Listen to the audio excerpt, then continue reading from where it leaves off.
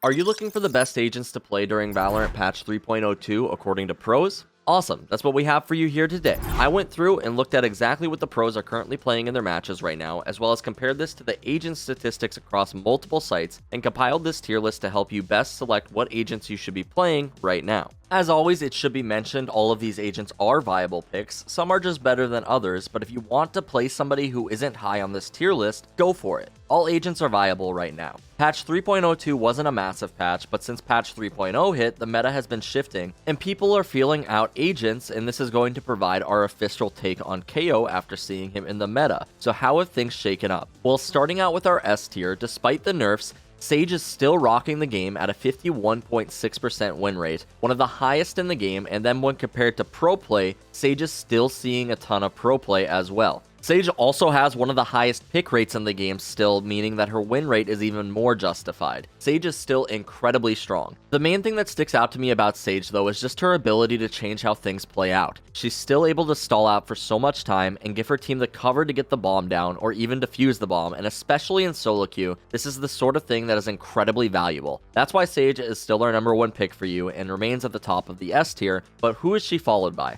Well, surprisingly enough, Viper is actually second on our tier list right now. Never thought I'd see myself saying that. Viper is still incredibly strong on Breeze, Icebox, Bind, and Split, 4 of our 6 maps, and while she may not be picked as much on Ascent and Haven, her value on these 4 maps is incredible. She's a must pick practically on Icebox and Breeze, where sometimes it feels like your team is trolling if they don't pick Viper. And on Bind and Split, she is still incredibly strong even as a solo controller. Now, generally what you're seeing from pro teams is that they'll be running a double controller comp in many of these situations, oftentimes even picking up Brimstone as their second smokes, but considering how in comp you'll have a hard enough time even finding one person to play controller, just know Viper can get the job done solo. It's not 100% necessary to have a second smoke agent right now in the meta. Viper is currently sitting on a 50% win rate in competitive, which is decent, but when you look at the value she gets out of her utility between Molly lineups, her wall, and her ultimate, Viper does something no controller does in the game right now, and that's why she's in the S tier right now. Third on our list is going to be Sova. Even after the addition of KAYO and Skye, Sova still seems to remain at the top for now.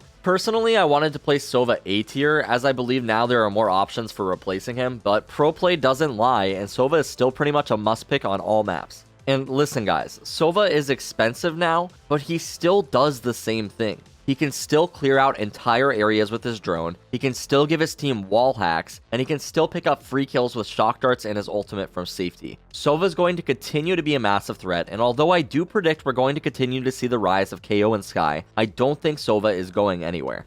The only thing I would say is that Sova sometimes in matchmaking might be hard to get a lot accomplished with, and in terms of specifically matchmaking, you might find better luck playing a more hands-on agent like KAYO or Skye. Moving on to our duelist in S tier though, that's going to be both Jett and Raze. Both of their kits are just incredibly strong, and that's why you'll always see them on the top. It's pretty rare to find a game that doesn't have either a Raze or a Jett in it. Jett still has the highest pick rate in the game, which obviously doesn't mean a whole lot in terms of power, but what it does mean is that nerf didn't really seem to affect players picking her all that much. They still feel like she has so much value to bring to a team, and that does speak for something. As for Raze, the price increase on her Roomba and an extra ult charge aren't going to shut her down. She still is one of the scariest duelists to fight, and her ultimate is still one of the best engages in the game. Raze is for sure still incredibly strong. Many players say that she's simultaneously one of the easiest agents to play, as well as one of the best agents to play if you're actually good at the game. So if that speaks for anything, you might want to consider picking her up.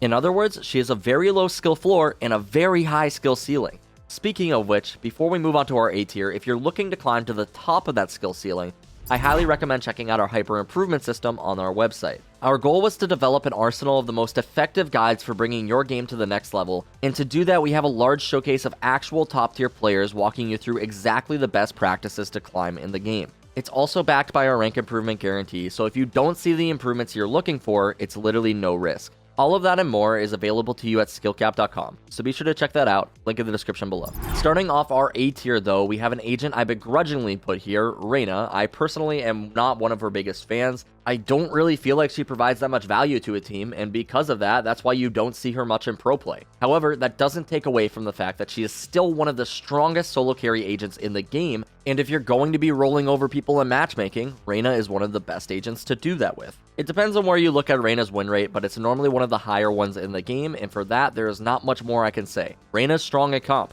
Try your best to make sure you're looking for duels when playing her though, because that is her real strength. Don't just pick Reyna and hide in corners the whole time, you're not going to get much value out of that. Moving on to our second A tier agent though, Skye. Maybe not the person you expected to see, but after the changes, Skye is incredibly strong. Her pick rate / win rate doesn't reflect it much of the matchmaking right away, but if you look at pro play, Skye is being played a lot more now, and it's for good reason. Her pick rate is pretty high in pro play on all 6 maps, only just slightly lower on Icebox, but it seems like teams really believe Skye is a strong pick right now, and I predict matchmaking is going to grapple onto that soon. Keep your eye on Skye. I get the feeling that you're going to be seeing her a lot more. Next on our list are 2 more controllers though, Omen and Astra. Astra is probably slightly stronger than Omen overall, but Omen sort of fills the place for matchmaking that Astra wasn't always so good at. Despite Astra being incredibly valuable in pro play, you just don't see her much in comp. She has a slow play style, and it takes a little bit of communication to play her. The way she manipulates the map, although very strong, just doesn't appeal to most players, and because of that, she just doesn't see much play.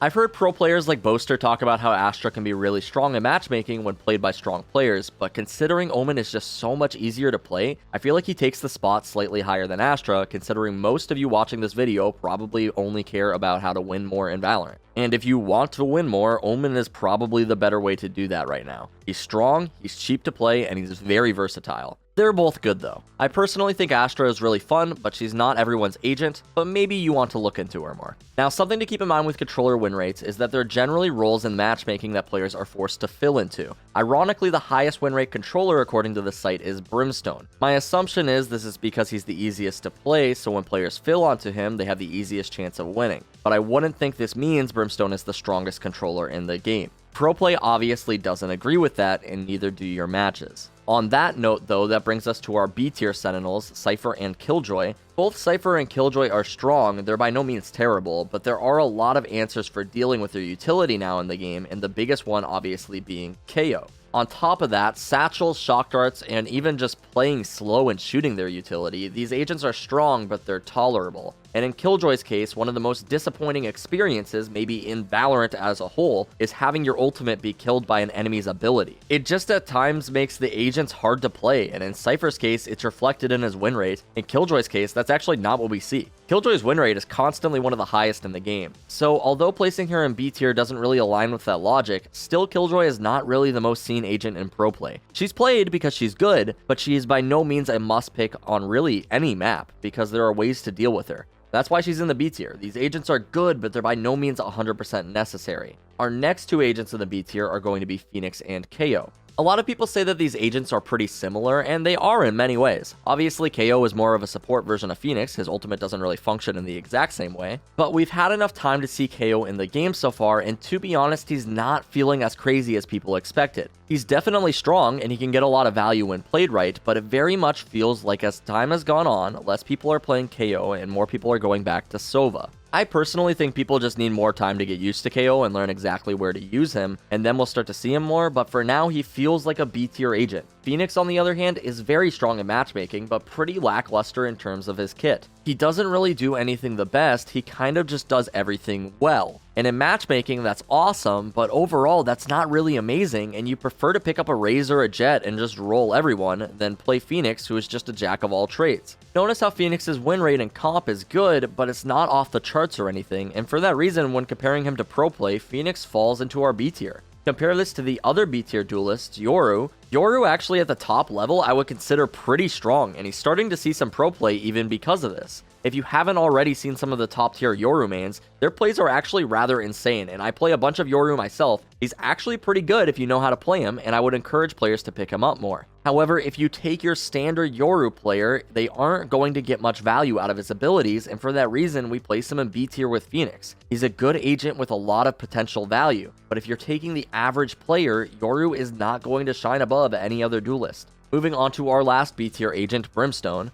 Brimstone, as we mentioned earlier, has one of the highest win rates for controllers right now, but overall it feels like he's only ever used in pro play as a secondary controller to Viper, and in comp, he only really is used when somebody needs to fill. And the reason for that is he's very good at hitting sites hard. When you have to rush onto a site, Brimstone is your guy. However, if you need to play more slowly, he just can't really do that as well. Couple this with the fact that he's basically unplayed on Breeze and Icebox, Brimstone just isn't your guy. Brimstone's good, that's why he's in B tier, but he's not really an agent that shines above the other controllers as exceptional. He's just good.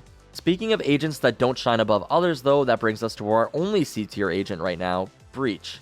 He's just not really hitting the mark that you want him to after the changes. He only has 2 flashes now, so he can't really get as much accomplished in a round. His concussion is better, but it's not really better enough for it to matter in most situations. His ultimate covers more area, which is actually pretty cool, but there's only 2 or 3 ults and a half at most. Breach is just alright right now compared to KAYO and Skye, and if you're looking for a flasher, he's probably not your guy. Sorry, Breach fans.